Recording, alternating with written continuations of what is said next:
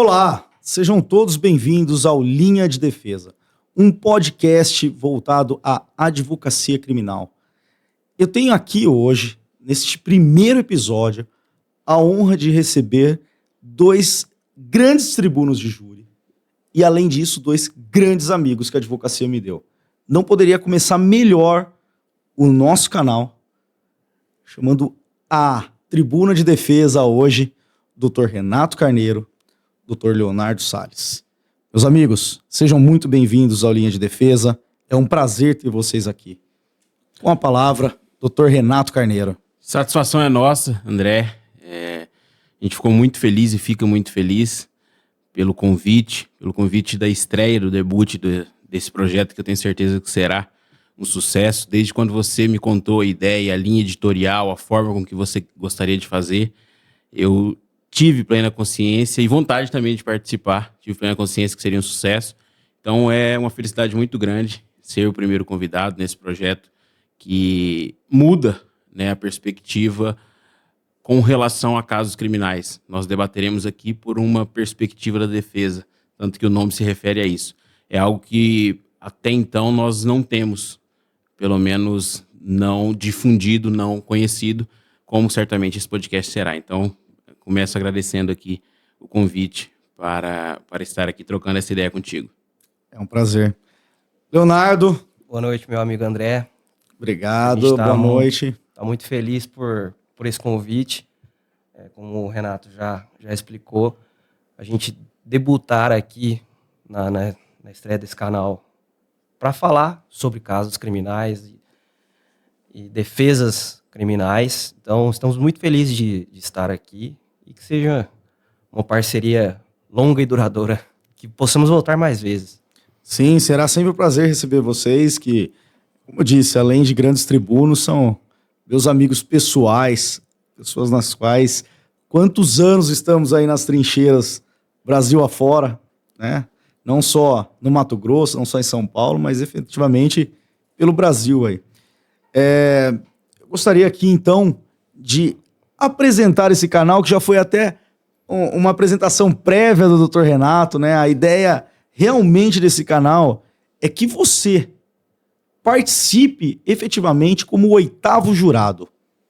Você aí do outro lado vai analisar, nós vamos trazer o caso prático, a tese defensiva, e esse podcast ele trará um diferencial. O caso não será analisado, como na maioria dos programas, pela ótica da polícia, da investigação, da promotoria, enfim. Todo caso criminal, ele normalmente, quando ele vem à mídia, ele traz o traço da acusação.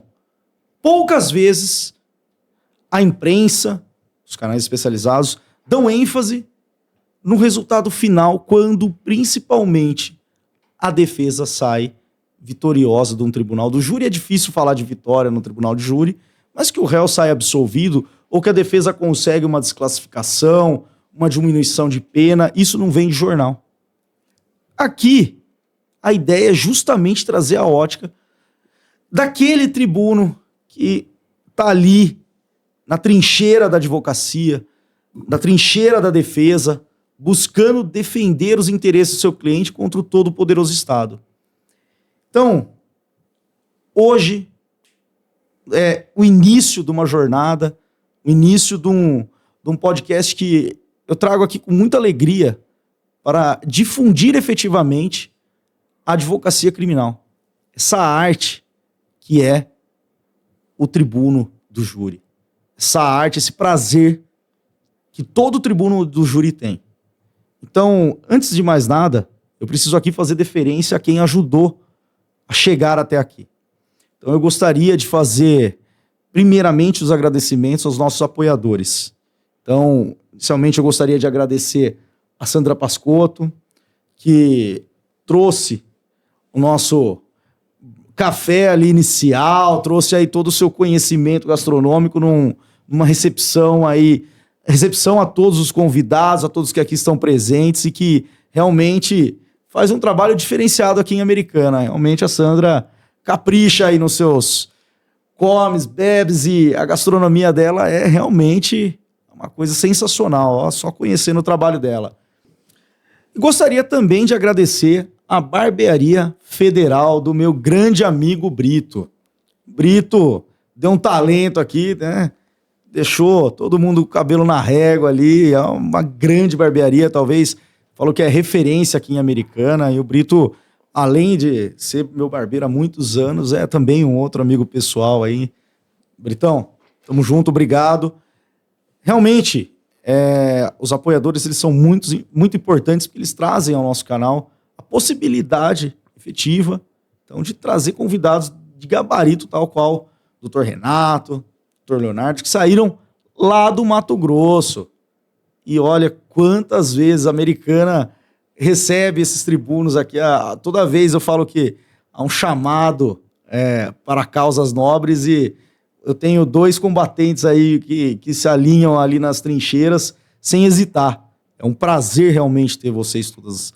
As vezes que precisei de auxílio ali no Tribunal do Júri, já estive lá em Rondonópolis também, no Mato Grosso, já estivemos fazendo júris aí emblemáticos e é sempre um prazer realmente ter vocês aqui. E hoje, para inaugurar o podcast aqui, eu trago um caso que esses caras realmente fazem algumas defesas que você olha e fala assim, cara, que tese é essa, meu amigo? Todo mundo olha e aí quando a defesa consegue virar um júri, às vezes, que todo mundo pensa, tá perdido, o réu já entrou condenado. É aí a graça do tribuno, é aí a arte do tribuno. Então, hoje, para inaugurar esse podcast, e aqui eu quero deixar claro que é um caso público, é um caso que já transitou em julgado, ou seja, as pessoas, os atores envolvidos ali, eles já tiveram uma sentença, seja ela condenatória, absolutória, enfim, transitada em julgado. Esse caso não se modifica mais. Então, por isso que possibilita trazer ele a este podcast como, na verdade, um exemplo, mas trazer esse caso de uma forma pedagógica para acadêmicos de direito, para advogados, muitas vezes não atuam, até atuam no criminal, mas não atuam no plenário do júri, e para pessoas que realmente gostam do assunto, né? O criminal, ele desperta aí a curiosidade de todo mundo, aí toda a sociedade acaba tendo esse contato e aquela coisa, você pode perguntar de direito, ninguém sabe, mas direito penal todo mundo sabe ali o que é uma legítima defesa, enfim. E aí a ideia desse canal é realmente trazer de uma forma, uma linguagem até mais simples, para que todos possam compreender, mas explicando a linha de defesa. Então, nesse caso de hoje, eu vou passar, é claro, para eles discorrerem melhor, mas basicamente uma mãe é encontrada morta, com um filho recém-nascido nos braços, e ela teria sido morta com 30 facadas. E aí, numa situação dessa, como defender? É por isso que estão aqui 2 brilhantes tribunos do júri, que vão poder discorrer sobre esse caso. Serei aqui o 8º jurado junto com vocês. Ao final, nós vamos descobrir aí qual o destino, e confesso que não quis me aprofundar no caso para não ser parcial, né? Apesar de estar sempre ali nas trincheiras, mas dessa vez eu quero realmente ser o espectador desse caso. Então, com a palavra, a defesa. Tem a palavra, doutor Renato, doutor Leonardo, para discorrerem sobre esse caso. André, a possibilidade de um podcast é justamente uma troca de ideias. Então, antes inclusive, de ingressar efetivamente no caso, é preciso a gente encaixar alguns contextos, até para quem está nos acompanhando possa entender. Eu e o Dr. Leonardo, nós somos sócios, temos uma sede física hoje na cidade de Rondonópolis, no Mato Grosso. Temos uma atuação forte hoje em casos de homicídio, casos de tribunal do júri, e este caso que você se refere, ele acontece ali numa cidade nas proximidades.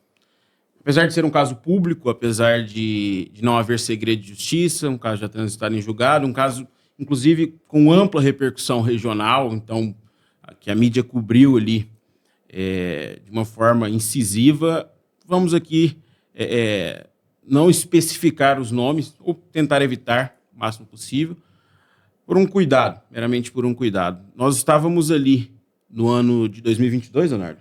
22. Ano de 2022, então, recém-saído de uma pandemia, nós tivemos mais de 50 julgamentos adiados em razão da pandemia. Então, quando retorna à normalidade, quando volta a terem os julgamentos em plenário, nós temos assim uma sequência muito grande de julgamentos, de casos para nós defendermos. E esse mês de outubro ou setembro de 2022, que é quando nós atuamos esse caso, não foi diferente. É inclusive engraçada a forma como esse caso chega até nós, né, Leonardo? Ele vem através de um parceiro. Nós estávamos ali com 4 ou 5 júris designados naquele mês. E naquela loucura, naquele frenesi, em estado de júri constante e diuturnamente, porque um júri atrás do outro, não dá tempo nem de descansar, madrugadas e madrugadas de estudo, de preparação. E no meio disso tudo, salvo engano, a gente teve um júri no dia 19, um no dia 21. Um no 16, se eu não me engano, também. Assim, eu sei que eram sequenciais 4 ali. plenários em 11 dias, ou 3 plenários em 11 dias. E aí um parceiro, um advogado que nos seguia pelas redes sociais, me liga, assim, me liga pelo Instagram. Atendo. Doutor, eu tenho um júri daqui uma semana. Era mais ou menos esse o prazo. Uma semana ou 5 dias. É o de um amigo meu, está preso há 3 anos. Eu nunca fiz um júri na minha vida. Trabalho na parte agrária. E eu preciso de uma ajuda. O Ministério Público juntou uns documentos aqui. Eu não sei o que eu faço. Não sei para onde ir. E ali, sim, a gente tenta ser sempre solícito com os colegas, sobretudo aqueles que nos procuram enfim, sem nenhum interesse a mais, mas efetivamente para poder... Até porque é uma satisfação muito grande, né? Quando algum colega nos procura por uma ajuda, é um reconhecimento. Então, conversei ali com o advogado, falei, manda o processo. O processo chegou, quantas páginas tinha? Você lembra? Não lembro, mas era mais ou menos umas 1000. Certamente mais de 1000 páginas, assim. E eu, apaixonado por casos criminais, apaixonado pelo júri, enfim, vi o nome ali dos envolvidos, das partes, já procurei no Google Notícias, já li denúncia. O fato é que no outro dia pela manhã, dali 2 ou 3 dias, nós teríamos outro julgamento, outro júri. Eu chego pro Leonardo já cabelo em pé, cansado de estudar, fala, rapaz, eu tô achando que vai surgir um outro caso para nós. O Leonardo fala, não é possível. Quando? Daqui uma semana. Não dá tempo, não tem como. Aí alegra, né? Aí... Não tem como. Vamos ver. E aí, assim, a gente foi dando esse auxílio pro colega. Eu falei, vem cá no meu escritório. Vem no meu escritório. Ele foi até lá, assim, sem pretensão, efetivamente, de tomar a causa do colega, ou nada nesse sentido.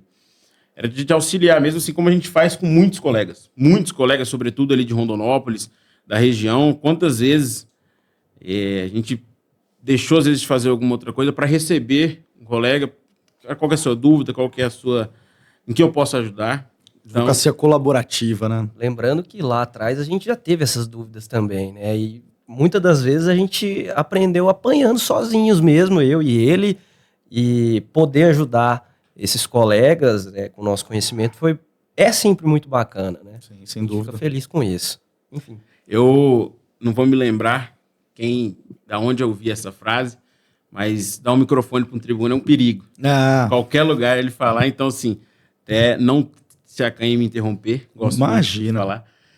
Voltando assim, nós tínhamos ali, o colega foi até o nosso escritório, nunca tinha tido um contato presencial com ele, rapaz, inclusive muito simpático, engraçado assim até, gente boa, gente boníssima, e a gente viu que ele não daria conta, ele estava num desespero com questões basilares, e a gente entende, porque ele estava ali no afã de ajudar um amigo pessoal dele, que não tinha... E aí ainda piora a situação, né, quer dizer, já não é fácil fazer o primeiro júri. Fazer o primeiro júri de um amigo é é complicado. Aí, realmente, o caldo entorna aí numa situação dessa. Aquela história, né? Envolver a parte emocional, né? Nunca é recomendável. Exato. Tem ali o envolvimento da parte emocional com o caso. Sim. Né? Mas, enfim, ele mesmo vendo que não daria conta, porque ele estava acompanhando o processo há alguns anos e, basicamente, em menos de 24 horas ali que a gente teve acesso, a gente já deu alguns caminhos que ele não tinha enxergado durante todo esse tempo. Sim. E ele olha para nós e fala, doutores, vocês não conseguem ir comigo? É o chamado, né? E assim, lotado de coisa, a gente, olha, conversei com o Léo rapidamente ali, seria tanto, tá? Seria tanto, a gente, né, é um trabalho nosso, tem respeito aos outros clientes. Eu não posso cobrar um valor ínfimo ou deixar de cobrar, porque eu vou estar, alguém que me pagou por aquele tempo, né, vou estar havendo um desbalanceamento aí. Então a gente passou um valor para ele, ele ficou de no outro dia, salvo engano, dar uma resposta. Resumindo, foi até o nosso escritório, a gente fechou para atuar nesse caso. A gente não tinha noção ainda, apesar de ter lido o processo, algumas notícias, da singularidade e da complexidade daquele caso. Você contextualizou de uma forma bem resumida, mas era um panorama que basicamente nós tínhamos um processo que já perdurava quase 4 anos, uma acusação de um homicídio triplamente qualificado, um filho. É isso que eu ia perguntar. Quem estava no banco dos réus? Era o nosso cliente acusado. Além dele, foram acusados a mãe e o padrasto dele. E a vítima era a esposa do nosso cliente. Então nós tínhamos aqui uma mulher que foi vitimada, que foi assassinada com 33 facadas.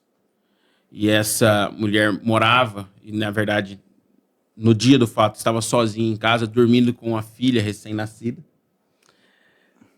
Quando ela é encontrada, o laudo previu ali cerca de 12 horas da morte, então ela é encontrada já no período da tarde. Por volta no final da manhã para o começo da tarde, se eu não me engano. Por volta do meio-dia, então ela teria ali entre meia-noite e 1 da manhã sido atacada. E a filha recém-nascida estava no mesmo colchão onde ela estava deitada, morta. A filha estava ali ao lado dela chorando. Um bebê, certamente já com fome, com sede, banhado de sangue. Então, assim, as imagens e as pessoas que socorreram, aquilo ali são realmente relatos. É muito impactante, não tem como. E uma situação muito grave, né? Um contexto ainda pior. Por quê? Porque havia o nosso cliente e a mãe dele no banco dos réus e defesas conflitantes. Não havia ali uma convergência convergência de linhas. Basicamente, um acusava o outro. Entendi. Isso é um problema, né? Isso é uma questão que, assim, fazer júri já não é fácil. Fazer júri com um apontando o outro talvez ali ter quase um outro promotor ali no plenário, né? Então, isso complica totalmente qualquer caso, né? Nós temos algumas situações assim, então conhecemos bem essa realidade. Mas, enfim, vamos lá. Contexto familiar, você quer pontuar um pouco?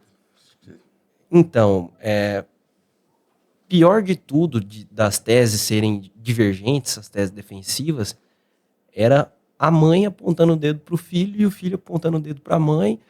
E aquela troca de acusações, foi muito difícil ver tudo aquilo.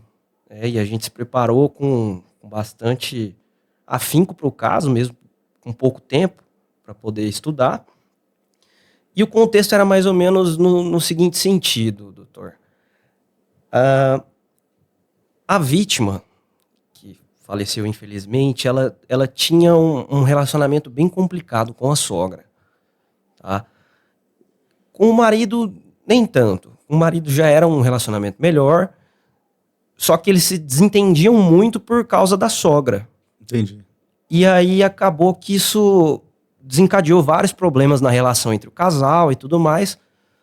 Só que, para evitar mais problemas, acabou-se que o filho se afastou da mãe para ficar mais resguardado com a esposa e com a filha pequena, né, para poder terem uma vida saudável em família. E a mãe, pelo que ele dizia, era uma pessoa um pouco difícil. Então a gente entendeu o lado dele. E Só uma questão, vocês foram contratados nesse caso específico para atuar apenas em favor do filho, sim, né? Até pela questão das teses, né, serem aí antagônicas, então, só para que fique claro, né, então nesse ponto, as defesas estavam divididas, sim. não só um apontava o dedo pro outro, mas os advogados eram, então, separados nessa questão aí também. Porque muitas vezes o advogado acaba pegando ali a defesa de 2, 3 réus ali no júri. Esse não é o caso, obviamente, até pelo conflito seria impossível. Sim. Mas vamos lá, Leonardo. E aí, para finalizar, não se davam muito bem a esposa do nosso cliente e a mãe dele, e acabou que no dia dos fatos, recentemente tinha tido um desentendimento, uma troca de acusações via WhatsApp, uma, né, mandando mensagem para outra, uma situação bem complicada, só que o nosso cliente, ele trabalhava em viagens. Então, ele não podia socorrer a esposa quando acontecia esse tipo de situação entre a esposa e a mãe dele, ele não conseguia todo o tempo dar atenção para esse tipo de situação, o que dificultou ainda mais e, enfim, acredito que para contextualização dos fatos, a parte mais importante era essa. E aí, André, nós tínhamos, então, esse contexto familiar, uma sogra que não se dava com a nora, o filho no meio desse temporal, trabalhando com viagem, então ficava basicamente a semana fora de casa, os finais de semana somente em casa, filha recém-nascida. Fato é, acontece a tragédia, acontece a morte da vítima.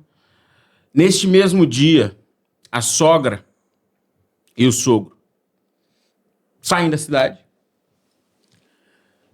Não vou me recordar, obviamente, se no próprio dia do fato, mas certamente até 3 dias ali da ocorrência dos fatos, houve a prisão, porque era público e notório esse desentendimento entre sogra e E aí nora. ela é colocada, obviamente, como a primeira suspeita ali, Uma né? primeira suspeita. Então há a prisão dela, há uma série de áudios, uma série de indicativos de que poderia Os indícios ali, né? ter sido ela ou a autora do fato ou a autora intelectual e através do esposo ter feito isso. Fato é que ocorre a prisão e o nosso cliente, imagina a situação, a esposa morta, filha recém-nascida, a mãe presa. Então, assim, Boa família em um dia, né? um turbilhão de questões assim que aguentar um fardo desse já não é fácil. Para piorar a situação, cerca de entre 3 e 6 meses, tá, da ocorrência do fato, da prisão da mãe, ele vem a ser preso. E ele vem a ser preso por uma peculiaridade, nós chegaremos nas minúcias do julgamento, mas basicamente a perícia localística ali, feita pelo Instituto de Criminalística, na casa, porque isso é importante que seja ressaltado, a vítima foi morta em casa, na casa onde ela morava com o nosso cliente. Foram encontrados 33 pontos, ou melhor, o perfil genético dele foi localizado em 33 vestígios que foram coletados ali na casa. E, inclusive, em locais próximos ali onde a vítima estava com o corpo desfalecido. Então, a partir disso, ele é colocado na cena do crime, mesmo estando comprovadamente em uma cidade distante, cerca de 130 quilômetros. 130. Como? Aí vem a imaginação policial, A certamente. imaginação acusatória, a imaginação policial Isso foi muito discutido, inclusive. A gente vai chegar no dia do júri. Mas é de que ele teria, pra gente deixar concreto, ele trabalhava como caminhoneiro. Tem um rastreador, ele precisa desbloquear o caminhão, há uma série de requisitos, ele não é simples. Ele dorme, via de regra, em postos, tem câmeras de segurança. A confabulação acusatória é de que ele teria, através de uma moto, um carro, não me lembro bem, fato é, saído do caminhão com um veículo, ido até a cidade onde aconteceu o crime, cometido o crime e retornado. Isso tudo sem passar pelos pedágios. Exatamente. Ainda havia os pedágios que registrariam ali. Ele teria que ter feito um desvio para tanto, sendo que há registro dele ali no posto onde ele dormiu no dia anterior, na noite anterior, assim, acredito por volta das 23 horas, e tem registro da herb do telefone dele por volta das 6 horas da manhã. Era logo minha segunda pergunta, né? Não estava com o celular, porque a polícia geralmente chega a essa situação por herb, né? Há uma questão muito peculiar nesse caso, e inclusive, preciso que a gente deixe claro, tá, André? A gente não faz mais isso, e a gente não pegou este processo para fazer o júri para dali 5 dias, para dali 1 semana. Era uma situação muito, muito singular, onde nós iríamos ajudar um colega, e o primeiro olhar nosso foi de que, há uma série de provas aqui que foram requeridas pelas partes, deferidas pelo magistrado, que não retornaram, que não vieram aos autos, que não estarão à disposição no júri. E uma delas era justamente as herbes. Eram justamente as herbes. Que apontariam ali certamente a localização do celular e dariam todos os indícios aí na questão da autoria, né? Então, assim, a preparação inicial... Ela ficou só um momento, doutor Renato. Acho que fica importante aqui ressaltar, né? Até porque nós não temos aí... Não todos são operadores do direito, para que fique claro. O que seria uma herb? Herb é a estação rádio base. São as antenas, tá? A ligação telefônica, ela é feita por radiotransmissões, né? Frequências. Então, é necessário que hajam antenas. E essas antenas é o que nós chamamos de estação rádio base. Quando você faz uma ligação na área daquela antena, essa ligação, as operadoras... Faz a triangulação, né? Exato, faz a triangulação. Inclusive, apontam um azimuth para o local da outra antena onde você teria ali feito a ligação. De uma forma básica, tá? A herb seria isso. Sim, e aí dá para ver no mapa onde aquela pessoa estava, naquele exato local, naquele momento, enfim. Exatamente. Mas vamos lá. Então, nessa preparação, 5, 7 dias ali, o que já era intenso... Deixa eu lembrar um detalhe, tá, Renato? Salvo engano, tinha no rastreador do caminhão também o horário que ele ligou o caminhão para poder sair. Sim. Então, era mais um indício de que era impossível ele ter... Mais um elemento ali probatório nesse sentido. Que impossível dele ter cometido esse crime. E, enfim, é isso. Mas eram questões que até então não tinham sido levantadas com o rigor e com a atenção necessária. Porque, assim, nós estamos falando de um homem que até então primário, trabalhador, acabado de viver uma tragédia, pai de uma criança que dependia exclusivamente dele, uma criança não, uma bebê recém-nascida, estava presa há 3 anos por esse fato. E focamos a preparação no mérito da coisa, mas, sobretudo, em questões preliminares, porque qual que era a nossa estratégia? Olha, vamos fazer algumas questões de ordem, requerimento de provas, enfim. Sim. E pode ser que nós acreditamos que o magistrado adiará a sessão. Porque o fato é que essas provas... Não teriam sido entranhadas a tempo ali, né? Tratava-se de um CD, onde supostamente a vítima teria entregado a uma amiga, em que constavam todos os áudios com as ameaças que ela sofria. Por parte da sogra. Da sogra. Tratava-se das herbes e um terceiro requerimento que dizia respeito ao excesso de linguagem na decisão de pronúncia. Existe uma decisão paradigmática no STJ que determinou que fosse rasurado os trechos de uma pronúncia que havia claro e evidente excesso de linguagem. E aí, né, se alicerçando nessa decisão, a gente também, no início da sessão plenária, nos preparando, ficamos ali praticamente sem dormir esses dias e com outros julgamentos assim, no retrovisor, outros para fazer no meio do caminho ali.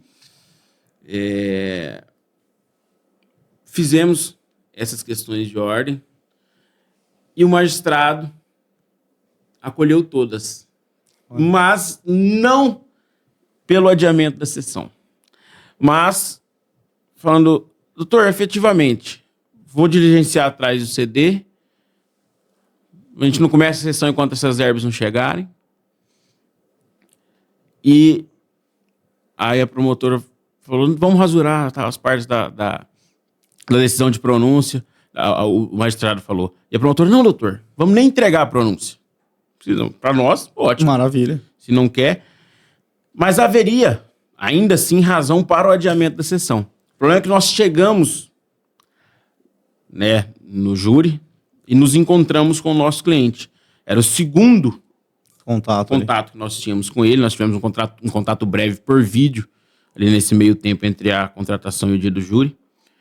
E aí, o primeiro e basicamente o único pedido que ele nos fez é, doutor, eu preciso resolver minha vida hoje.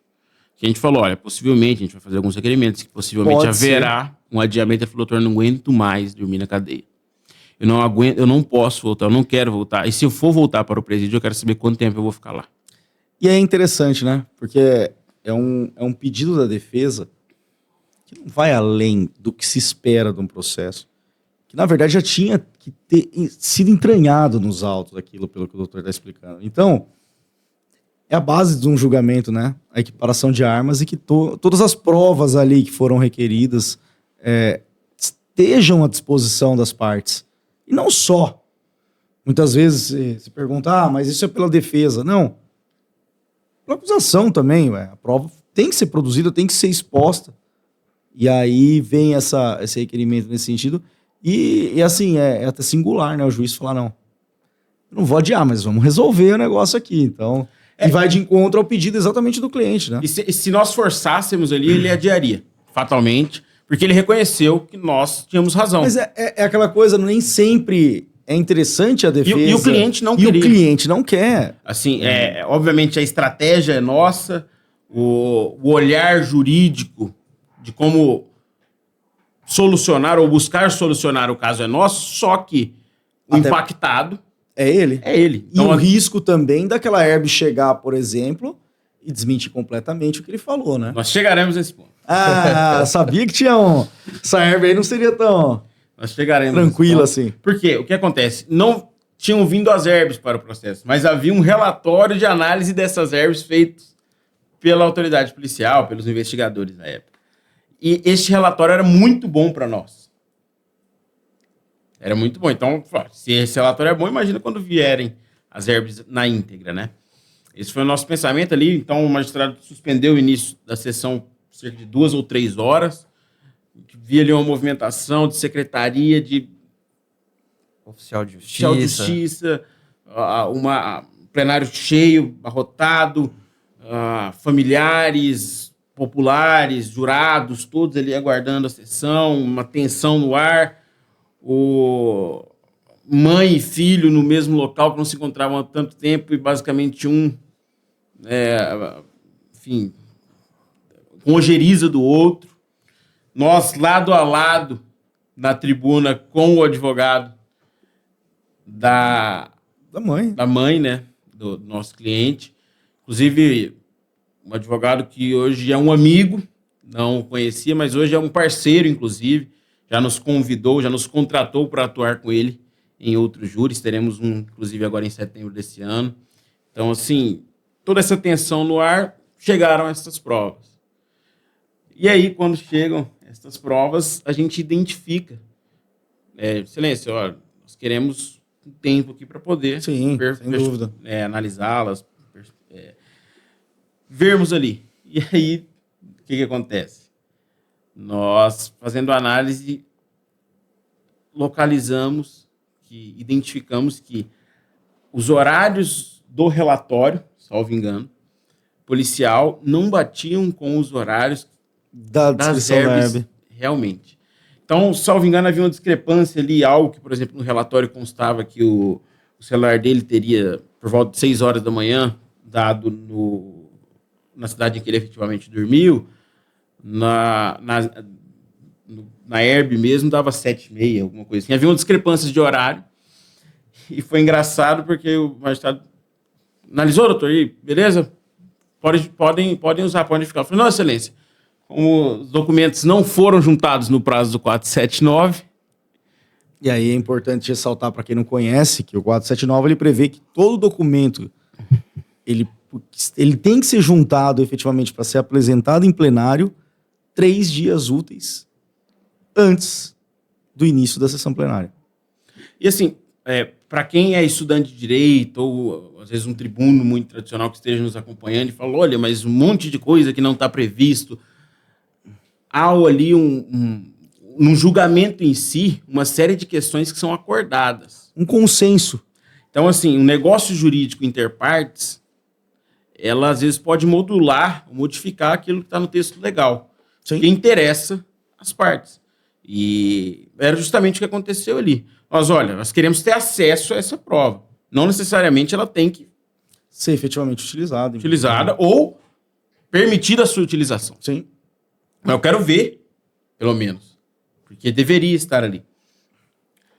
Fato é, iniciou o julgamento, nós tivemos uma outra peculiaridade que diz respeito ao perito, Leonardo, que o nosso cliente estava lá por causa daqueles DNAs encontrados em 33 vestígios. E o perito que subscrevia o laudo não tinha sido arrolado por nenhuma das partes. E nós também dirigimos um requerimento ao magistrado no sentido de que fosse ouvido aquele perito naquela sessão plenária para o esclarecimento da verdade. Era imprescindível a oitiva daquele perito. E o magistrado, inclusive, de uma forma muito eficaz e, enfim, com a disposição, que não é tão comum nós vermos, deferiu novamente o pedido da defesa, fez contato, o perito estava em outra cidade, participar então por videoconferência. E isso aí já perpassavam 4 horas da tarde, nós tivemos como perito como primeiro ouvido, como primeiro depoimento prestado. E ali a gente já desvelou uma série de certezas que até então estavam postas, porque para nós era muito claro a situação. Obviamente, dentro da sua casa, haverão vestígios com seu perfil Lógico. genético. Então, seu cabelo, tomar banho, enfim. Tem o garfo que você pega para comer, tem a bancada que você passa a mão. Você vive naquele ambiente, não tem como não deixar DNA ali, né? Exatamente. E a literatura, ela não é unânime com relação, por exemplo, a quanto tempo perdura um DNA, uma célula viva ali, para caracterizar, por exemplo, um perfil genético. Então, a promotoria e a acusação até então se baseavam em uma que dizia que, se não me engano, mais de 12 horas já não poderia ter perfil genético da pessoa no local. Isso acontece de uma segunda para terça, ou terça para quarta. Ele saiu domingo ou segunda de casa. Quer dizer, eles queriam demonstrar que ele não poderia Exato. anteriormente... Ele teria que ter estado naquele período ali que... Exato, nas últimas 24 horas. Sim. Porque, efetivamente, ele não esteve ali. Mas o perfil genético dele foi encontrado porque era a casa dele. Então, essa primeira inquirição com relação ao perito foi, para nós, muito esclarecedora, muito importante. Nós tínhamos toda uma narrativa, uma expectativa também das pessoas, porque tratava-se ali de uma prova em tese pericial. Então, a gente sentia no ar e ouvia ali os burburinhos de que ele será condenado, a mãe não tem uma prova cabal, ela será absolvida e assim será. E a gente, aos poucos, conforme foram havendo as inquirições, trabalhos, eu, o doutor Leonardo, o advogado parceiro que estava lá conosco, o cliente ali se envolvendo, nós, assim, novos na causa, né? Fomos muitas questões debatidas com ele ali na hora. Algumas coisas que a gente vai passando o tempo, hoje em dia nós não fazemos mais. Só que forjou para que nós chegássemos até aqui. Aquela coisa, a missão ali. Então, enfim, 4 horas da manhã, então quase 20 horas de sessão plenária, a gente estava ainda inquirindo, nós estávamos ali no interrogatório, nós tivemos um interrogatório muito bom do nosso cliente, assim, uma pessoa muito firme e contundente naquilo que afirmava, e numa situação muito difícil, porque ele presta o depoimento depois da oitiva da mãe, e apesar dele não acompanhar o depoimento da Corré, ele sabia quais eram as considerações dela, que basicamente era apontando o dedo ele para o como filho. autor. E é difícil. Você vê uma mãe, geralmente a mãe tem um instinto de proteção. Sim, é exatamente o oposto que, né? E ele naquela certeza, e nós também naquela certeza, de que ele não tinha cometido aquele homicídio, e também com uma certa opinião de que poderia ter sido ela, efetivamente, a autora desse fato. A inquirição dela foi muito dura, assim, houve um embate, inclusive, né? Sim. Houve um embate muito grande entre nós e ela. O advogado dela, advogado muito bom, advogado habilidoso, combativo também, assim. 4 horas da manhã se encerrou a oitiva dele. Ficando, então, para o dia posterior, os debates. Né? Foi fracionado um julgamento que perdurou 2 dias. E nós saímos dali, nesse horário, o panorama que se encontrou pela manhã era completamente diferente do que tinha iniciado. Do que naquele momento. Nós tínhamos... E, assim, é um julgamento que aconteceu tanta coisa, André, que a gente fica... nós estávamos, efetivamente, também numa crescente muito boa no escritório, inclusive financeira. E estava toda a família ali do nosso cliente e da mãe dele, efetivamente, só que toda a família ficou do lado dela, apontando o dedo para ele. E aí até um caso engraçado, eu já contei para alguns amigos, você sabe dessa história, os amigos pessoais sabem também.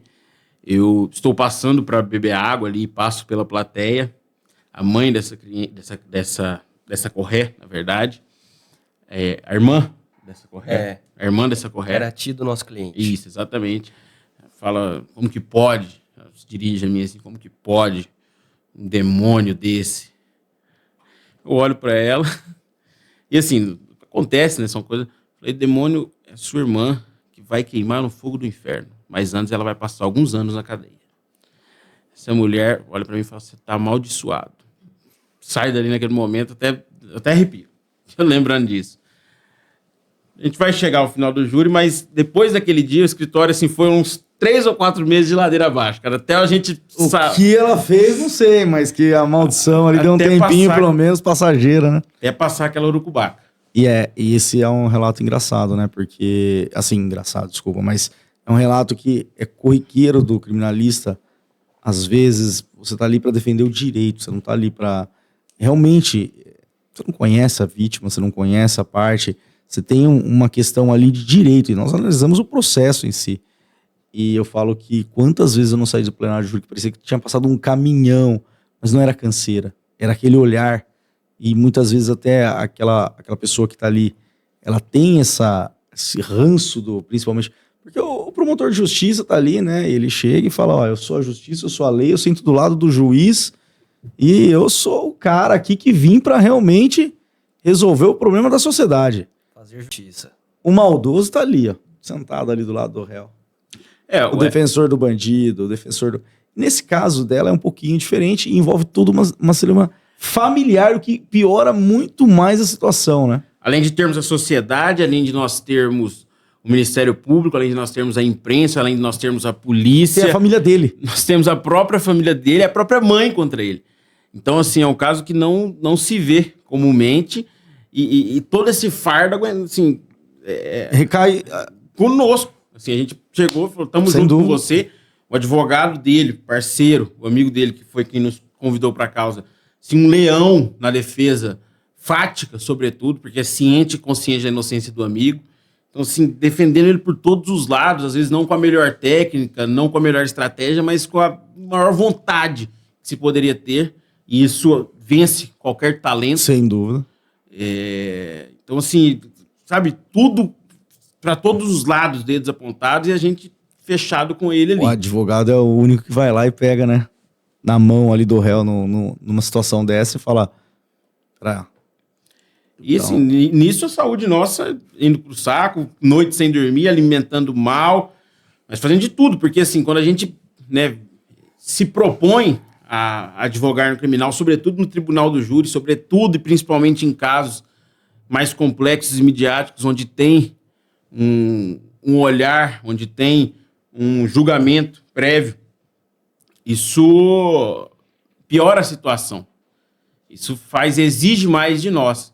Exige, inclusive, uma casca, no seguinte sentido.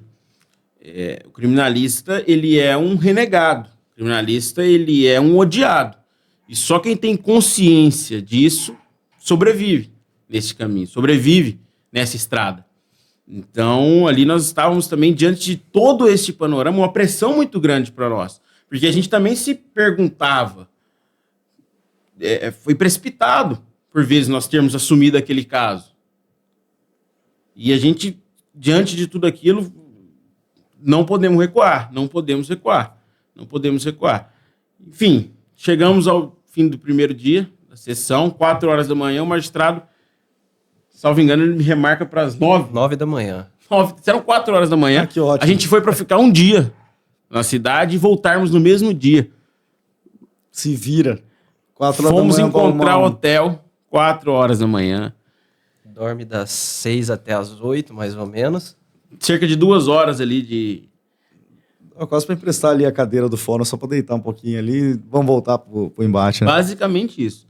Nós retornamos e aí eu acredito que o Dr. Leonardo é até melhor para contar o que aconteceu no segundo dia do que eu, porque ele viu e viveu mais o acontecimento do que efetivamente eu, porque no momento crucial eu estava, tinha saído rapidamente ali da tribuna, mas o Dr. Leonardo vai contar. Só um outro detalhe muito importante, e esses bastidores, eles são legais, é importante inclusive para o advogado, se o jurado almoça e janta, e também é ofertado ao advogado, ao promotor, refeições no plenário, é obrigação do advogado fazer essa refeição junto ali. Não pode deixar o promotor somente, o promotor, o juiz e os jurados. Porque, obviamente, há uma conversa, não sobre o caso, obviamente isso é vedado, ninguém é ingênuo de fazer uma pataquada dessa, mas uma questão política que vai agradar um jurado, uma questão sobre a cidade, uma fofoca do cristão. Então, assim, vai criando uma simpatia.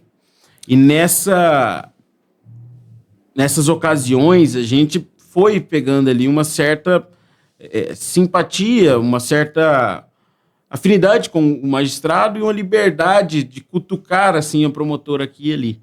Antes, na hora que se encerra o primeiro dia, estamos guardando as bolsas, os materiais, para irmos nos repousar, eu me direciono até a promotora, falo, doutora, não vai conseguir dormir hoje, a senhora vai condenar um inocente. Ela olha para mim, dá uma risadinha, claramente com o semblante, muito sério. Promotora, assim, salvo engano, está há mais de uma década ali na comarca também.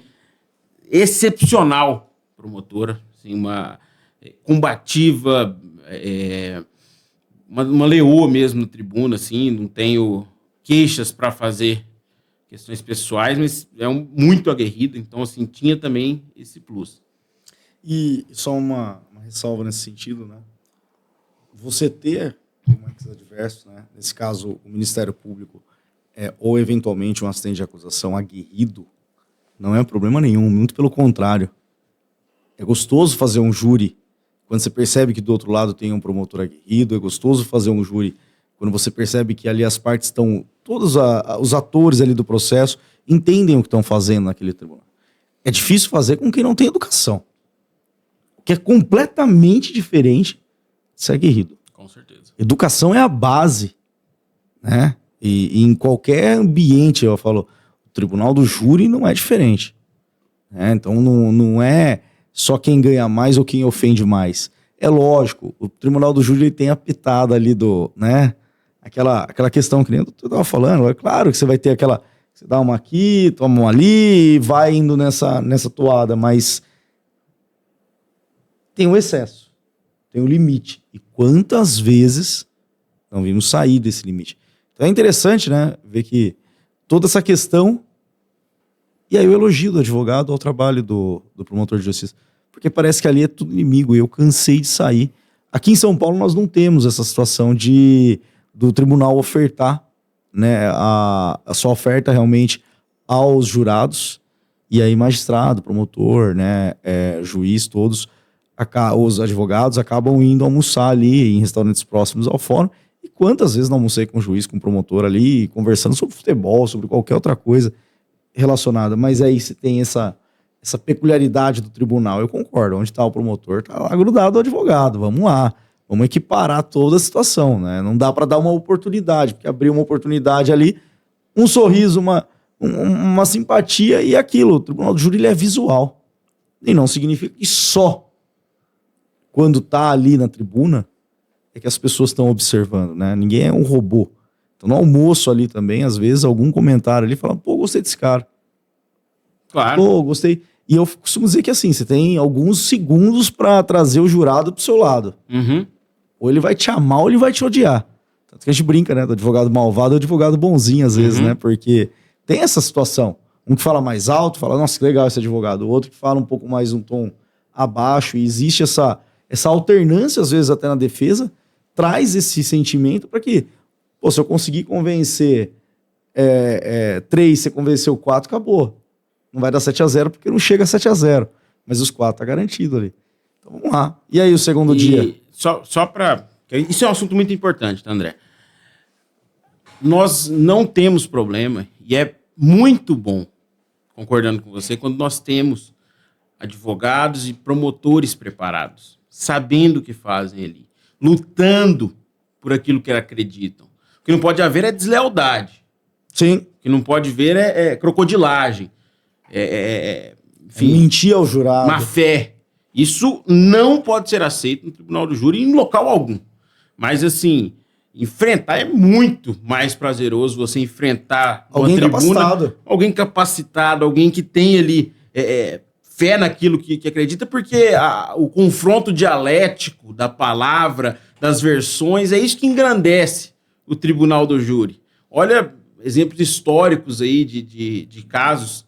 Eu lembro aqui do caso Doc Street, por exemplo. Sim. Nós tínhamos Evandro Lins e Silva na tribuna da defesa, nós tínhamos Evaristo na assistência de acusação, um grande promotor também atuando como acusação. E, hoje eu sou meio aficionado em júri, então tudo que é possível de material a respeito de casos de júri eu leio, estudo. Então tem vídeos desse julgamento e a gente vê ali o embate, né, as discussões, quanto é rico aquilo.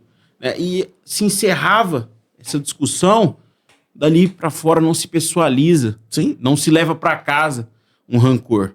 Não se tem ali uma questão que passa do profissional. Apesar de que o advogado também, ele acaba se envolvendo com o caso, até porque se não se envolver, nós estamos tratando de liberdade, nós estamos tratando de um ser humano, nós estamos tratando de um destino, por vezes, de um homem, de uma família. Então, obviamente, há sim um envolvimento, a gente tem que ter consideração e ciência, responsabilidade do nosso papel e daquilo que nós vamos enfrentar. Sem dúvida. Se tanto faz como tanto fez, não tem alma o tribuno, né? Mas, enfim, com relação ao segundo dia. Só relembrando que do interrogatório do nosso cliente foi um interrogatório muito, muito pesado, muito duro, muito emocionante. Esse é um dos casos que a gente já atuou, que mais mexeu comigo. E, enfim, indo para o segundo dia, o doutor Renato, já como explicou, teve que se ausentar um pouco. E aí começaram os debates. A promotora começou a sua fala, né, cumprimentando todo mundo. E prosseguindo, ela começou a falar num tom E tava eu e esse outro advogado parceiro, e eu anotando, né, o que ela tava falando para poder já... Lógico, você vai já preparando ali a Exato. fala, né? A nossa estratégia ali para rebater o ponto a ponto, para não deixar nada de fora.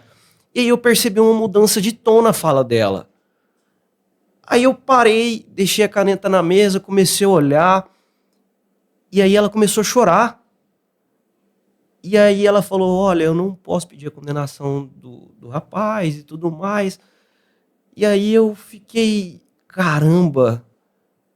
Porque, assim, a gente acreditava muito na situação, na tese de defesa, mesmo antes da produção das provas em plenário. Mas as produções de provas que foram feitas no plenário do júri no dia anterior foram extremamente favoráveis para que chegasse a essa conclusão. Só que a gente não imagina que um promotor... Depois de tantas horas, depois de tanto embate, depois um dia inteiro, um dia inteiro. De muita briga, digamos assim, né? Então, ela falou aquilo e eu não dá pra acreditei. acreditar. Não acreditei. O advogado parceiro, ele não tinha muita familiaridade com o júri. E aí ele começava a me cutucar. Ele, doutor, o que ela tá fazendo? Cadê o Renato? Meu Deus, o que tá acontecendo? Eu, calma, doutor, calma. É isso mesmo que tá acontecendo. E aí, logo em seguida, o Renato chega e eu expliquei pra ele, eu falei, cara, ela pediu a absolvição do nosso cliente. Ele falou, você tá brincando? Eu falei, tá pedindo agora, presta atenção na fala dela. Aí... E não foi, assim, ela já tinha 1h30, são 2h30, né? 2 ou mais réus. Ela já estava ali quase chegando na segunda hora de fala. Ela não falou no começo. Não. Ela fez todo um histórico do processo e das provas que existiam, dando um tom que iria pedir a condenação. Tanto que quando eu saio ali, ela já tem 1h30 de fala, eu saí rapidamente, não lembro se fui no cartório, se fui atender uma ligação. Fato é que quando eu retorno, 10 ou 15 minutos depois, já tá esse frenesi. E ela pede a absolvição chorando ao jurado. E essa absolvição, ela requer não só o nosso cliente, mas também a mãe. Porque ela diz, e depois eu acompanhei via a gravação, olha, eu sei que foi algum dos dois. Os dois juntos não foi, porque tá muito claro. Eles não se dão. Mas eu não sei qual deles. E para não correr o risco de condenar um inocente, é melhor que se livre um culpado. Foi muito justo, assim, uma atitude rara de se ver. De efetivamente promover a justiça, né? O que é raro ainda hoje. Assim, mais raro ainda hoje. Ainda mais diante desse caso, que é um caso de repercussão, um caso, assim, plateia lotada, um caso onde passou um dia inteiro. Ela não foi pro júri para pedir absolvição. Ela se convenceu em plenário. O que mudou a perspectiva dela foi toda a instrução realizada no dia anterior, mais quase 20 horas de sessão. Que nós iniciamos às 8 da manhã do dia anterior. E é óbvio, né, que você vai para um júri desse, você já sabe a tese que você vai desenvolver ali no plenário do júri. E esse caso, eu tenho certeza que vocês já foram com a tese principal de negativa de autoria. Isso é bem evidente pelas provas. E a tese, eu costumo dizer que é a tese mais gostosa de desenvolver, né? Do lado acadêmico, do lado técnico, mas é a mais arriscada. Porque é 8 mil, porque ou o réu sai dali absolvido, ou ele vai sair com a condenação completa, de ponta a ponta, né? Então, todas as qualificadoras, todas as situações, porque não tem como você discutir uma situação dessa. É incongruente. Você fala, olha, não foi o meu cliente, mas se foi, não havia futilidade. Não, fez tese, né? Eu acho que assim, nós vamos concordar nesse ponto, já conversamos sobre isso, né? Eu acho que tese subsidiária dentro de um tribunal do júri em relação à negativa de autoria é extremamente complexa de se fazer. Você vai dar um ruído de comunicação ali absurdo, né? Existem poucos, assim, casos onde é possível, casos muito... Mas, assim, muito raros, assim, raros. De acontecer. A negativa de autoria, via de regra, ela é tese única. Tese única. A gente, sobre essa questão de, vocês foram para o plenário já sabendo a tese? Sim. Mas nós não sabíamos ainda os caminhos para chegarmos até a tese. Sim, até pela proximidade do E pela prova, né? Que chegou ali na hora, vamos dizer assim. E pelas provas que seriam necessárias de se construir em plenário, de se instruir em plenário. Então, é algo que hoje nós fazemos muito. Antes nós tínhamos, e é comum que o tribuno, que o advogado, sobretudo o jovem advogado, ele se prepare e se preocupe com os debates no tribunal do júri. Então, pegou o caso, né? Daqui um mês começou a estudar o caso, o processo será daqui um mês, daqui 20 dias. O que eu vou falar? Nós falamos junto até. Então, assim, hoje em dia isso é o que menos importa para nós. É muito mais, quais são as provas? Vamos fazer um cotejo disso aqui. O que se tem de testemunhal, o que se tem de documental, o que se tem de pericial, o que é positivo, o que é negativo, o que pode ser produzido ali em plenário, o que ainda é passível de, através de uma investigação defensiva, nós fazermos para juntar no prazo do 479.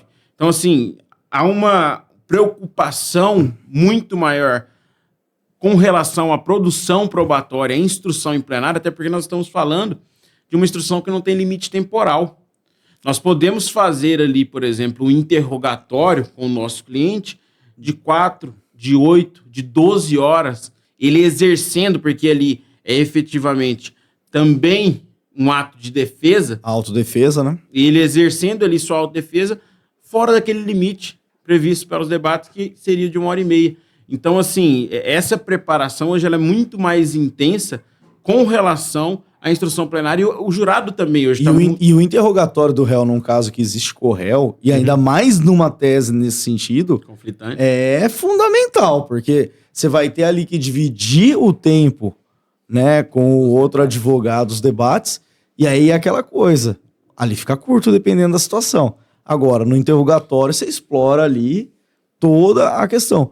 E até a própria testemunha nesse caso, né? Eu falo, às vezes, você consegue trazer a narrativa da tese defensiva por uma testemunha. Você traz uma perspectiva ali muito clara da situação pela testemunha, que é confirmada, porque aí o réu sempre é ouvido ao final, pelo seu cliente. Então você dá aquele fechamento nessa situação. E aí, como a gente costuma, né? Eu lembro alguns júris que a gente chegou para fazer e tal, falava, pô, Renato, e aí, o que a gente vai fazer na situação de fala? Como que a gente vai... Você começa, eu começo, vamos pensar aqui, né? A gente vai batendo, chega na hora, vai sair. Porque, na verdade, a gente tem uma linha pré-definida, claro, mentalmente não tem como você não ter a linha, mas o júri é imprevisível. E quanta coisa acontece. Quanta testemunha que na delegacia vai lá e aponta o dedo e fala, e fala, e fala. Chega no tribunal do júri e fala, não tem nada disso. E aí é o encanto do júri, realmente. E essa importância desse olhar para a prova, para a construção da prova em plenário, para a instrução, né? Fase instrutória, que divide-se entre a instrução e os debates, ela também vem por causa do jurado. O jurado, hoje em dia, a sociedade que ali o jurado representa, ela está muito mais antenada, está muito mais informada. Por exemplo, diferente, dizia, por exemplo, tem um caso, retomo o caso do Dock Street, até porque é um caso emblemático. Sim. Que o clássico Evaristo diz que o Dock estaria completamente, certamente não foi essa expressão, mas assim, perdido, mas ele tinha um trunfo. E o trunfo dele era que ele tinha o melhor advogado do Brasil, que era Evandro Lins e Silva, que fazia mágica com suas palavras, como efetivamente fez. Então, assim, nós tínhamos aqueles tribunos que falavam e encantavam, e o jurado era levado ali pelo floreio, pela beleza do discurso. Hoje em dia, não. Hoje em dia, o jurado está muito mais... Qual a prova? Qual a prova? Qual não é? O aspecto emocional ainda existe, ainda é importante, só que hoje em dia, que a gente fala, o gogó só não ganha júri.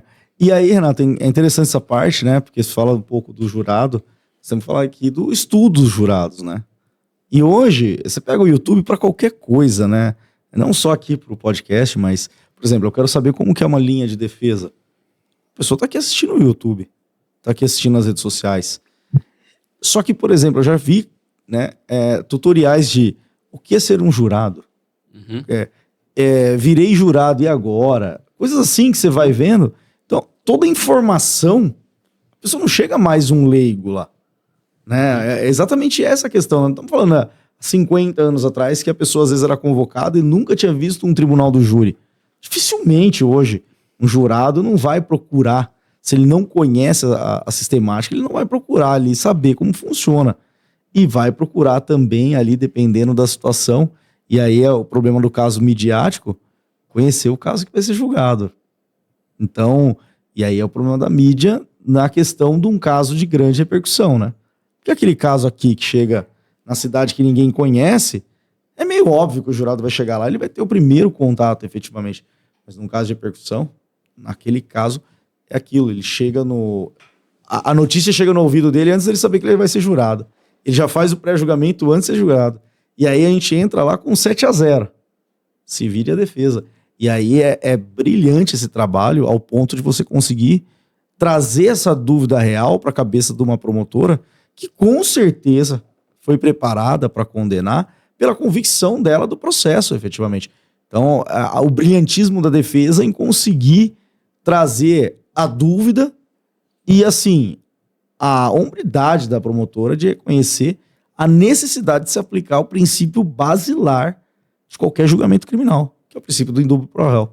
Na dúvida, é melhor absolver do que condenar numa situação como essa.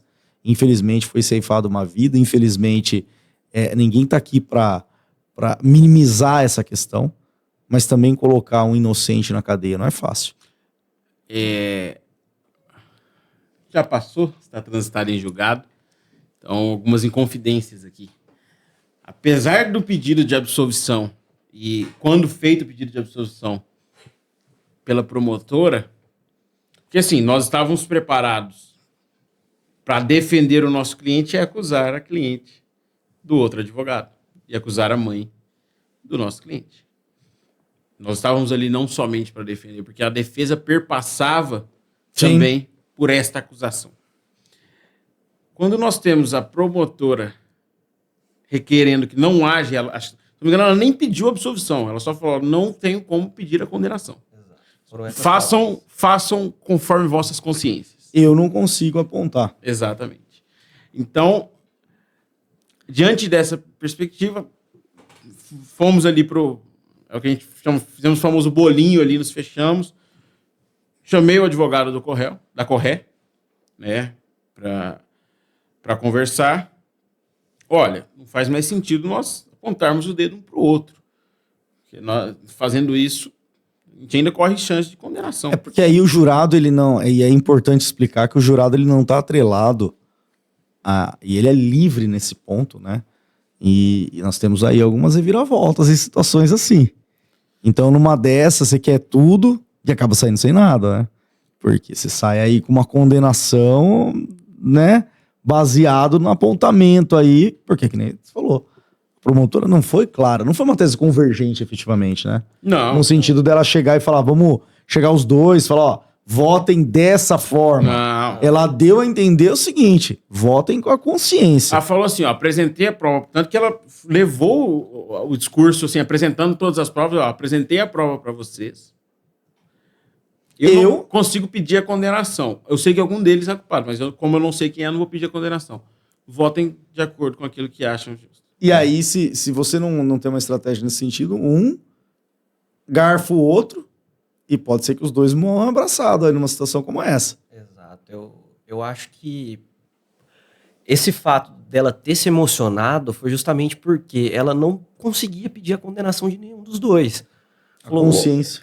Exato, ela não conseguia levar aquilo pra frente porque, olha, eu não posso colocar um dos dois na prisão, ou, enfim, dar uma condenação para um dos dois, sabendo que um dos dois pode ser inocente, enfim, levar os dois para frente. Então, ela levou bastante o discurso dela nos debates, ela passou mais de uma hora ali falando, e por isso que a gente foi pego de surpresa. Levar isso adiante e da forma com que ela fez, chorando, se emocionando, foi bem marcante, pelo menos para mim, porque é muito raro de se ver, para quem vive de plenário praticamente, você vê uma promotora aguerrida, já tivemos outros júris com ela, já conhecemos a atuação dela, extremamente combativa, respeitosa, mas combativa. Então, assim, ver tudo aquilo Foi muito marcante para mim, principalmente para mim. E é uma lição, talvez, nesse sentido de que, às vezes, sendo bem sincero, tem promotor de justiça que eu admiro demais, acho muito humano, realmente. Alguns que eu encontrei ao longo desses anos me surpreenderam, como juízes também. Sim. Mas, desculpa, eu tenho que confessar. Sabe, aquela mosca branca, assim. Infelizmente, eu costumo dizer que, infelizmente, são raros os promotores de justiça que levam ao pé da letra, efetivamente. E você vê um promotor se emocionando num caso para pedir, em tese, uma absolvição ali e falar que ele não tem, dentro da convicção dele, a possibilidade de apontar o dedo, é raro. Porque geralmente mas nem começou o júri, a primeira coisa que faz é aquele ali tem que condenar. E aí, nesse caso, vamos colocar assim por experiência, se colocasse outro promotor ali certamente ele apontaria um. Difícil. Porque alguém ele teria que levar a cabeça pra imprensa pra falar, tá aqui, ó. Nesse caso, em tese, não ficou impune. Exato. Dificilmente outro promotor tomaria aquela decisão. Tudo convergiu para aquilo acontecer. Assim, foi. Se nós tivéssemos aquele júri, mesmo tendo certeza absoluta, e assim, eu falo isso com maior tranquilidade, nosso cliente é inocente, nosso cliente não praticou esse ato. Mas assim, se nós tivéssemos 100 vezes aquele júri, não seria nenhuma das 100 vezes daquela mesma maneira. Com tantos pontos assim de acerto nosso.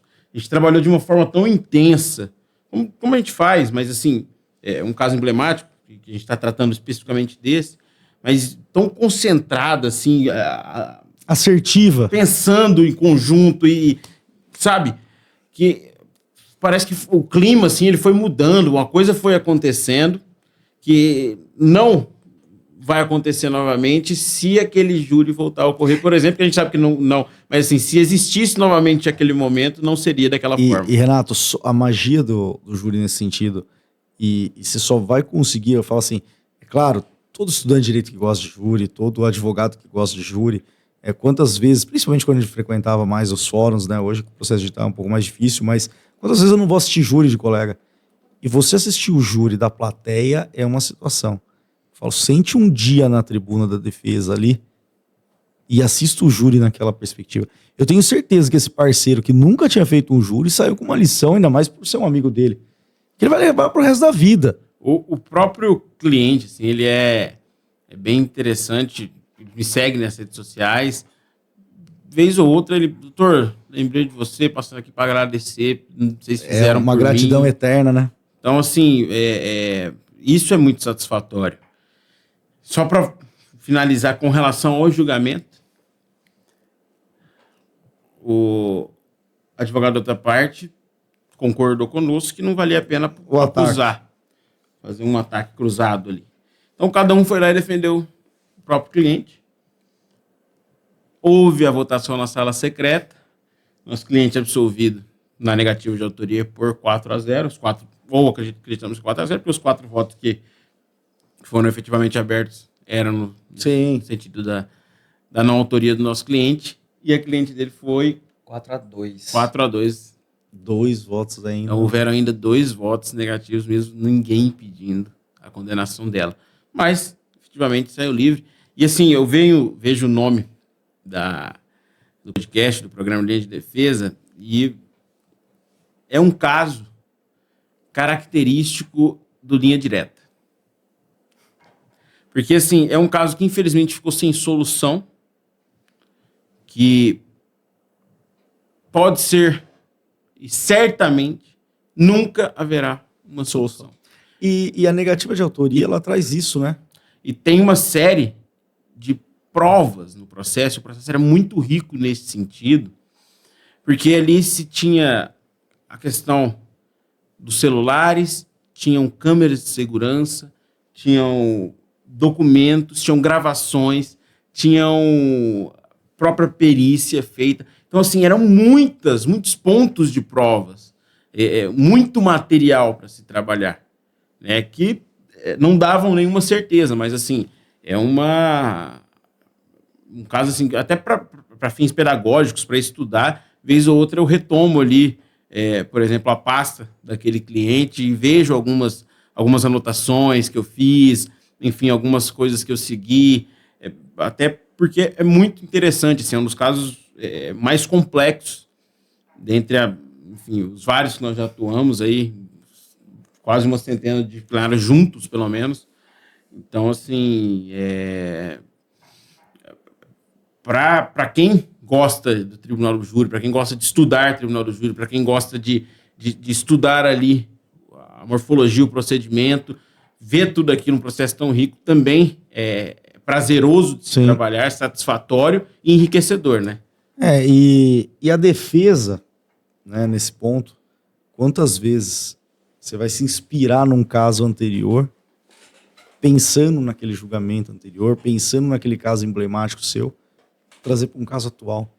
E a negativa de autoria, ela tem uma dupla questão, né? Ela mostra que aquela pessoa, possivelmente, seja duvidosa a autoria, ela foi absolvida, mas mostra a ineficiência do Estado. Infelizmente, e aí eu falo sempre que quando você tem a negativa de autoria reconhecida, você tem do outro lado uma família que vai sair sem uma resposta. E é triste saber que nesse sentido, a polícia, a investigação, a acusação, não consegue efetivamente apontar quem matou aquela pessoa, ao ponto de gerar uma dúvida. E passa muito isso, e pelo menos a minha percepção de um caso assim, que talvez aquela questão assim do achismo da polícia trazer, primeiro, né, o fato que eu acho e depois caçar a prova em cima do que eu acho, atrapalhe muito essa questão. Porque a polícia, assim, pelo relato, né, nesse caso, pelo menos ao meu sentir, a primeira coisa que pega não são as provas periciais para avaliar, para eu ir atrás de um possível autor daquele crime. Não, a primeira coisa que ela faz é: quem brigou com quem? Fulano? Vamos atrás, então, do fulano e vamos produzir provas para apontar que aquele fulano efetivamente matou. Só que aí, quando isso não dá certo, fica o sentimento do quê? De injustiça, nesse ponto em relação à vítima. Mas de justiça, porque a dúvida tem que sempre socorrer o réu. Então, de justiça em relação à não condenação de um possível inocente, de um inocente, porque a dúvida, nesse caso, tem que ser a regra de julgamento sempre, mas a questão aí também da polícia ter sido ineficaz. Então, quantos casos midiáticos nós vemos e acompanhamos que aponta-se o dedo para a pessoa muito fácil ali.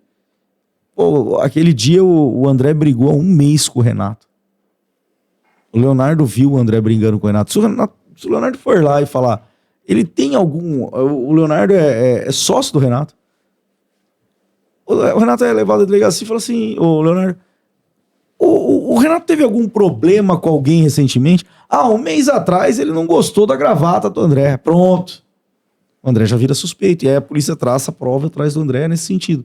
Então essa questão aí é muito singular e demonstra, no meu ponto de vista, a negativa de autoria, quando ela é reconhecida, a ineficácia das provas, ou minimamente que elas são duvidosas ao ponto de ser impossível condenar alguém. Então alguém saiu sem resposta nesse sentido em relação à família da vítima. Mas que também tem que entender que se estivesse do outro lado, e nesse caso é uma questão familiar que é mais complexa ainda, que todo mundo é parente da vítima e é parente do acusado, né? Então existe toda uma questão sentimental. Casos complexos exigem defesas estratégicas. E eu tenho certeza, não assisti esse plenário, mas só de ouvir o relato aqui, e é isso que é a ideia realmente desse podcast, é transportar a gente para aquele ambiente do júri. É transportar para aquele plenário, para as provas do processo, porque sempre me encantou muito conversar com tribunos do júri, e é normal, né? Acabou de falar, me deixa com o microfone na mão aqui, vai até amanhã contando história. Mas quem gosta da arte do tribunal do júri, quem gosta efetivamente da atuação no tribunal do júri, se encanta. Então, quantas vezes ali, aprendendo com colegas e ouvindo histórias, eu falo, cara, isso aqui daria um filme. Isso aqui daria um programa. E a ideia desse podcast é justamente essa. Então, eu agradeço realmente vocês por compartilhar essa história. Não com o André só, mas com todo mundo que vai ver isso. E não de um lado pessoal nem nada, mas de um lado acadêmico, de compreender a linha de defesa. Então hoje nós tivemos a primeira tese de linha de defesa, talvez pelo menos a minha preferida de atuação, que é a negativa de autoria. Renato, Leonardo. André, efetivamente, assim, é muito interessante. A gente começa aqui falando, né, da perspectiva a respeito do programa. Quando a gente conversa, passadas essa quase 1h30 de conversa aqui, a gente vai refletindo, vai relembrando muitas coisas e vai realçando em nosso subconsciente a importância desse tipo de voz dada, sobretudo a advogados de defesa. Porque esse trabalho aqui certamente poderá ajudar outros advogados. Quando outros advogados sentarem aqui para contarem os casos, eu estarei no primeiro lugar da fila para assistir. Por quê? Porque eu aprenderei em todo o programa, porque eu terei uma nova linha de defesa. Então, assim, nós, falo aqui no plural, porque tenho certeza que o sentimento do Dr. Leonardo é o mesmo, ficamos felizes sobremaneira pelo convite, por essa conversa enriquecedor reviver um fato marcante. É um julgamento muito marcante para nós, quando você apresentou a ideia e falou, olha, passem casos de vocês. A gente tem uma centena, pelo menos, de casos que nós poderíamos trazer aqui.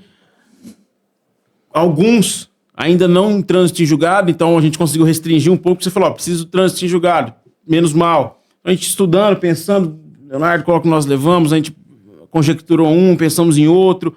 Acabou que foi esse o eleito. E faz reviver algumas coisas, assim, que na época era uma penúria, assim, um sofrimento. Cara. Eu lembro que acabou esse júri, assim, a gente indo embora, pegando estrada, não queriam olhar para a cara do outro, assim, de cansaço, sabe? De estafa mesmo, emocional, uma carga que a gente tinha sobre os ombros, assim, uma coisa... E acontece uma peculiaridade, porque tinha toda essa questão familiar envolvida, a absolvição dos 2 acusados, um cinismo, assim, inacreditável. A mãe do nosso cliente tenta dar um abraço e ele a afasta. Então, assim, tem toda essa perspectiva. O fato dele ter sido levado ainda, e isso acontece, infelizmente, mas mesmo com a absolvição, ela é levada ao presídio, para lá, sim, assinar o alvará de soltura. Então, a gente vai até o presídio. Assim, uma coisa que muito viva em nós, um sentimento muito vivo em nós, naquela época, que refloresce, né? Renasce, quando a gente conta o caso. Então, é muito bom ter esta oportunidade de contar estes casos, de abrir aqui a linha de defesa, né? Porque faz com que a gente também dê mais valor e importância para aquilo que nós fizemos. Para que nós façamos, assim, uma análise e falar, olha, quanta coisa, assim, quão bom, já valeu a pena me tornar advogado, porque eu livrei alguém que poderia ser condenado injustamente. Eu mudei a vida de uma pessoa. Acho assim, eu falo, o cirurgião, enfim, algumas profissões podem se gabar de falar exatamente isso. Eu mudei literalmente o curso da vida daquela pessoa. Eu costumo brincar que assim, na verdade é uma coisa que eu sempre falo para todo mundo que tá ali no escritório, às vezes pro cliente que chega, fala, eu não sei por que você bateu na minha porta. Realmente, se me perguntar, pode ser que veio por indicação, pode ser, mas eu acredito muito no destino das pessoas e no que liga as pessoas. E quando você fala, por exemplo, que às vésperas do plenário do júri se aceita um caso de tamanha complexidade, se debruça sobre ele noites e noites a fio, para entregar um resultado para o cliente e sai com uma vitória dessa, eu tenho certeza da gratidão dessa pessoa para a vida.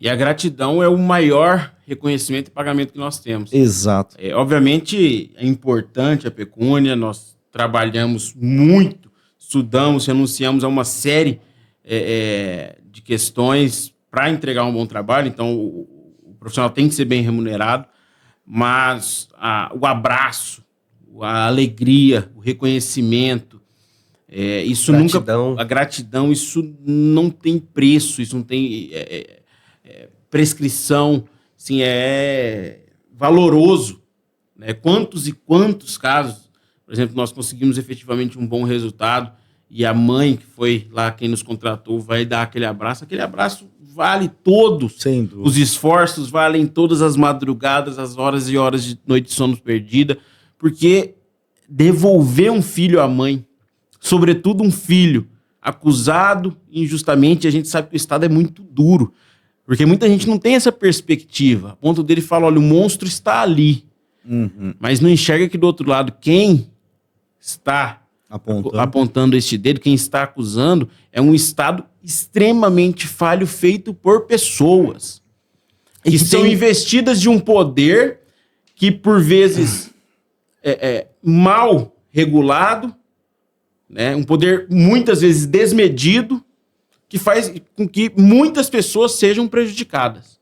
Então, assim, imaginando aqui quantas e quantas pessoas, quantas e quantas vezes nós estivemos no plenário do júri em causas criminais que não sejam de homicídio, mas que nós conseguimos livrar, sobretudo, o inocente, livrar, sobretudo, aquele que não tinha cometido um crime, da acusação injusta.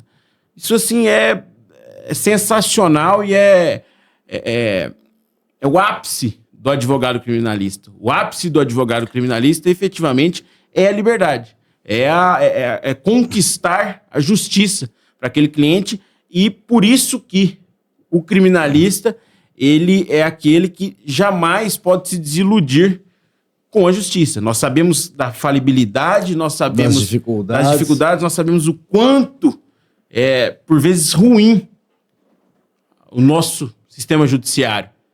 Mas, mesmo assim, a gente não pode desacreditar, porque o dia que nós desacreditarmos naquilo, não faz mais sentido. Às vezes, só o advogado criminalista acredita, porque nem o réu já desistiu, a família do réu já desistiu, todo mundo já desistiu daquela pessoa. E você tá ali. Às vezes, pendurado num habeas corpus que você olha e tomou 10 anteriores falando não, não, não, não. Mas aí vem um habeas corpus e fala sim. E todo aquele trabalho que você inicialmente fala não valeu de nada? Valeu sim. Cada um valeu.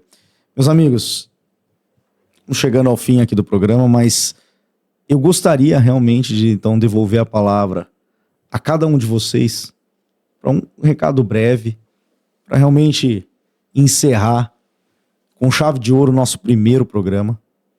E antes disso um pouquinho, eu precisaria presentear vocês aqui. São os primeiros. Espero que muitos programas à frente venham. Então, doutor Renato, se puder fazer as honras aí ao lado. Doutor Leonardo, uma pequena lembrança aí do nosso podcast. Muito obrigado. Bonita, caixinha já bem... Ficou... E pode abrir? Claro que pode, deve, né? Tava vendo essa caixinha ali de trás, muito bacana. Então. Bom, porque já nasce com uma marca, já nasce aqui com um formato bem definido.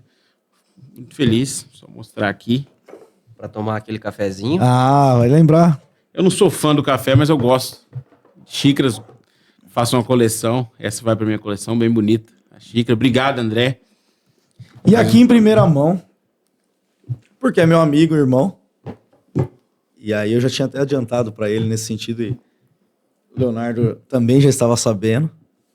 Então, primeira mão vem o convite para que nos próximos episódios esse grande parceiro pule aí um pouco a mesa para esse lado, se torne co-host desse podcast.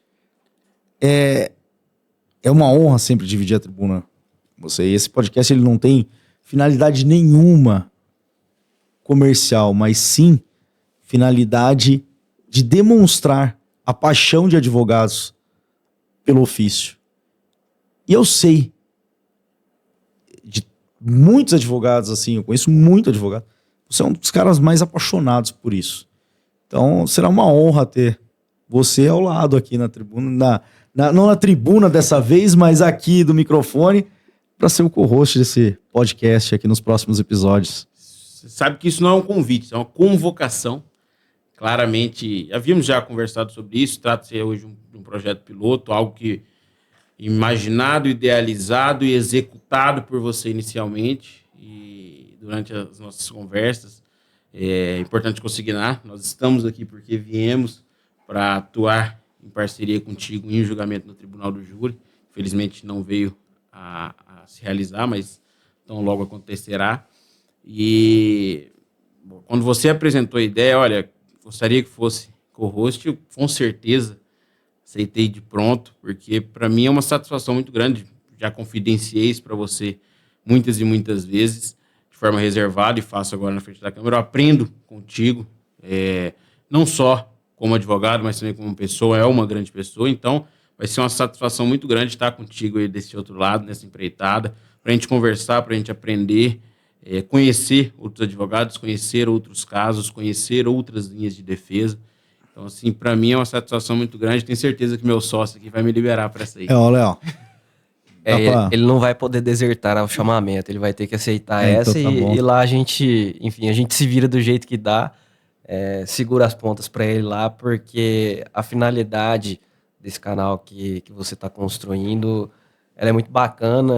Confesso que eu estava um pouco receoso, nervoso, mas foi um papo muito bacana, a gente relembrou, eu até estava, ao lembrar do julgamento que a gente passou lá, quase 3 anos atrás, eu me arrepiei várias vezes ao falar, porque me tocou, me emocionou muito. Então eu queria te agradecer mesmo, André, pelo convite, pela iniciativa de criar esse canal com essa logo, esse chamado. E, enfim, sempre que quiser, e estou à disposição também para vir aqui. Sua contribuição sempre é o que eu falo. Eu não vejo mais o Renato na tribuna sem o Leonardo, né? Eu falo, o casamento aí é perfeito, não tem... Realmente é uma sociedade exemplar e a gente sabe do grau de amizade de vocês, de toda essa situação. É um prazer recebê-los aqui em Americana, mas nós vamos aí rumar, temos projetos aí Brasil afora, lá, o que já fazemos no júri. Então, que Deus abençoe aí vocês, agradeço realmente a presença, um privilégio tê-los aqui, e na próxima com certeza estará ao outro lado. Encerro aqui o nosso primeiro programa e espero chegar aí, quem sabe aí, uns 100 programas. Devagarzinho a gente chega lá. Vamos caminhando. Vai dar certo. Muito obrigado a todos que participaram, que estão acompanhando. Eu peço que curtam, compartilhem. Realmente, assim, para que traga para mais pessoas esse conteúdo que é tão enriquecedor. Para o estudante de direito, como eu disse, para o próprio advogado que às vezes não atua aqui na área e não sabe as arguras do direito penal. E para a pessoa que realmente gosta do direito penal e quer ver exatamente o outro lado. Não só o lado da acusação, mas o lado da defesa. E os bastidores de um júri, que é extremamente interessante. Conhecer aí o outro lado da mesa. O outro lado, não só o que só aparece na mídia aí tradicional, né? Então, é claro, nós estamos aqui, não precisaria, no meu ponto de vista, né, trazer essa questão aí de velar nomes, não teria infração nenhuma nesse sentido.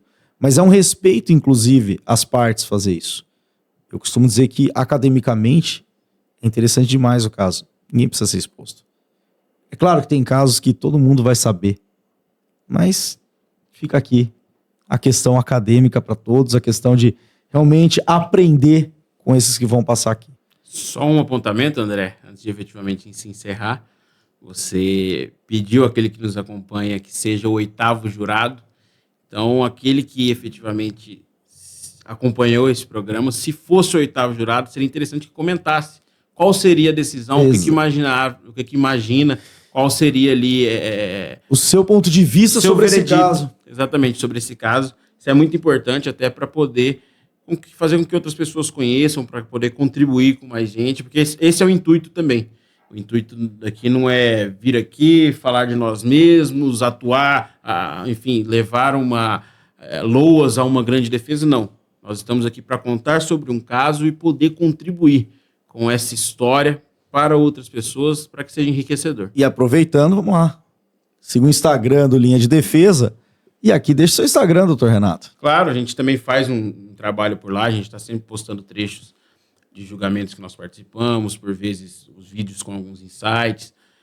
Meu Instagram é @RenatoHCarneiro, Renato H. Carneiro. Vai ser uma satisfação ter você lá. Doutor Leonardo.